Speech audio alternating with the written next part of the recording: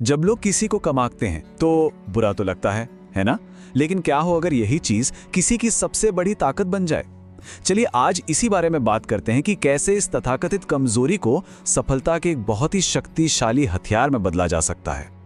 ये एक ऐसी भावना है जिससे हम में से शायद बहुत से लोग जुड़ पाएंगे, चाहे वो टीचर हों, दोस्त हों या फिर परिवार। कभी ना कभी किसी ना किसी ने हमारे सपनों पर शक तो किया ही है। एक लेखक अपनी कहानी में बताते हैं, मेरे पिता मुझे बेकार समझते थे, मेरे दोस्त मेरे सपनों पर हंसते थे। ये एक ऐसा दर्द है जो सच में बहुत गहरा चुभता है।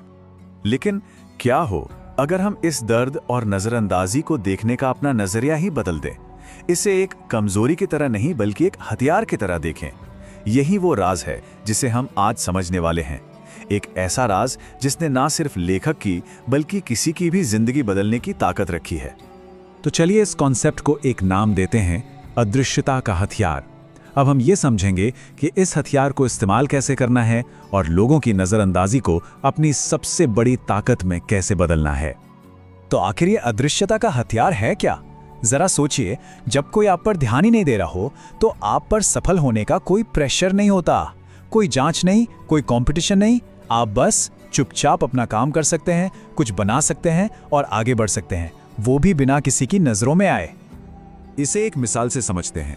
शेर वो दहाड़ता है, अपनी मौजूदगी का ऐलान करता है, हर कोई उसे आते हुए देखता है। लेकिन अक्सर सबसे खतरनाक जानवर वो होते हैं जो छिपे रहते हैं, जैसे कि सांप। वो चुपचाप बिना किसी वार्निंग के हमला करता है। यही तो है अदृश्य होने की असली ताकत। तो ये स्ट्रैटेजी असल में काम कैसे करती है? इसका जो पहला स्तंभ है वो है चुप्पी की शक्ति, यानी परछाई में रहकर किसी चीज को बनाना। लेखक अपनी कहानी बताते हैं, जब उन्होंने अपना पहला बिजनेस शुरू किया तो किसी को कानों कान खबर नहीं होने दी। क्यों? क्योंकि उन्हें मालूम था कि लोग उन्हें डिस्करेज करेंगे। तो उन्होंने दिन में अपनी नौकरी की और रातों में चुपचाप अपने सपने को खड़ा किया। जब पहली कमाई हुई तब भी वो चुप रहे, और जब तक लोगों को पता चला खेल तो पहले खत्म हो चुका था, वो जीत चुके थे। कभी बांस के पेड़ के बारे में सोचिए, जब उसका बीज बोया जाता है तो 4 साल तक जमीन के ऊपर कुछ भी नहीं दिखता, लेकिन उन 4 सालों में वो पेड़ जमीन के नीचे एक बहुत गहरी मजबूत जड़ें बना रहा होता है। और फिर 5वें साल वो सिर्फ 6 हफ्तों में 90 फीट तक बढ़ जाता है। जब लोग आपको कम आंक रहे होते हैं तो आप ठीक यही कर रहे होते हैं, अपनी जड़ें बना रहे होते हैं। नए स्किल सीखना, पैसा बचाना, अपना नेटवर्क बनाना, सब कुछ पर्दे के पीछे। इसको समझने के लिए 2 दोस्तों राहुल और अर्जुन की कहानी देखते हैं। अर्जुन हमेशा अपनी बड़ी बड़ी योजनाओं के बारे में बातें करता था, खूब दिखावा करता था, सबकी नजरें उसी पर थीं। वहीं दूसरी तरफ राहुल था जो बस शांत था और अपना काम करता रहा। 10 साल बाद राहुल की अपनी एक सफल कंपनी है और अर्जुन वो अब भी सिर्फ बातें ही कर रहा है। जीत किसकी हुई? उस अदृश्य व्यक्ति की। और इसका सबसे बड़ा फायदा, जब आप अदृश्य होते हैं तो बड़े खिलाड़ी आपको कोई खतरा नहीं समझते। वो आपको एक प्रतियोगी के तौर पर देखते ही नहीं, और ये आपको शांति से बिना किसी दखल अंदाजी के आगे बढ़ने का मौका देता है, जब तक कि उन्हें रोकने के लिए बहुत देर ना हो जाए। ठीक है, तो आप चुपचाप काम कर रहे हैं, लेकिन इसके लिए एनर्जी कहां से मिलेगी? यहीं पर दूसरा स्तंभ आता है, लोगों के शक को ही अपना ईंधन बना लेना। ये एक बहुत ही कमाल की मनोवैज्ञानिक प्रक्रिया है। जब कोई कहता है कि आप कुछ नहीं कर सकते तो वो दर्द पहले गुस्से में बदलता है, फिर वो गुस्सा एक जिद, एक संकल्प बन जाता है, और वही संकल्प आपका ईंधन बन जाता है। लेखक कहते हैं, हर बार जब मैं थक कर हार मानने वाला होता, मुझे अपने पिता की आवाज सुनाई देती और मैं फिर से काम पर लग जाता। और इससे एक और आजादी मिलती है। जब किसी को आपसे कोई उम्मीद ही नहीं है तो आप पे सफल होने का कोई दबाव नहीं होता।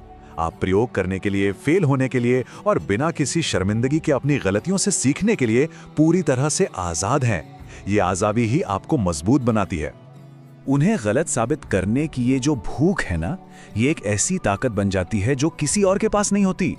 यही आपको रातों को जगाती है, वीकेंड्स पर काम करवाती है, क्योंकि आपके पास खोने के लिए कुछ नहीं होता और साबित करने के लिए पूरी दुनिया होती है।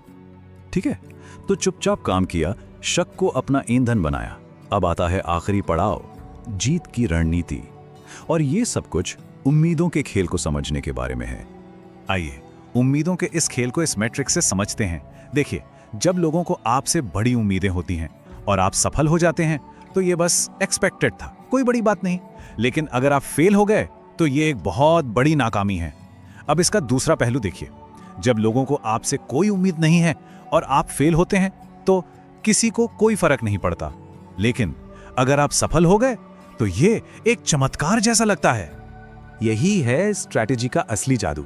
जब कोई कुछ भी उम्मीद नहीं कर रहा हो तो आपके छोटे छोटे कदम भी एक बहुत बड़ी छलांग की तरह दिखते हैं। आप उम्मीदों के इस खेल को अपने फायदे के लिए इस्तेमाल कर सकते हैं। याद रखिए, जो शुरू में आप पर हंसे थे उनका हंसना कोई मायने नहीं रखता। मायने ये रखता है कि आखिर में कौन हंसता है। चुपचाप काम करते रहिए और एक दिन आपकी सफलता ही उनका जवाब होगी। लेकिन सबसे जरूरी सबक, जीत के बाद भी वही चुप्पी बनाए रखें। दिखावा नहीं, अहंकार नहीं, क्योंकि असली ताकत शोर में नहीं बल्कि शांत सफलता में है। जब आप चुप रहते हैं तो आपकी सफलता सबसे ज्यादा शोर मचाती है। तो ये सब जानने के बाद सवाल ये उठता है कि इसका इस्तेमाल कैसे किया जाए, परछाई में क्या बनाया जाएगा। लेखक 10 साल पहले की अपनी स्थिति को याद करते हैं, जब उन्हें पूरी तरह से नज़रअंदाज कर दिया गया था, और वो कहते हैं कि ये उन्हें मिला अब तक का सबसे बड़ा तोहफा था। उसी नज़रअंदाजी ने उन्हें प्रेरणा, भूख और जिद दी। उस अदृश्यता में ही उन्होंने अपनी असली ताकत को खोजा। तो अगली बार जब कोई आपको कम आके तो नाराज होने के बजाय मन ही मन उसे धन्यवाद दे, उस मौके के लिए जो वो आपको दे रहे हैं, खुद को साबित करने का मौका, और फिर बस अपने काम पर लग जाए। तो अब सवाल ये नहीं है कि क्या आप ये कर सकते हैं, सवाल ये है इस नए हथियार के साथ आप बनाने क्या जा रहे हैं।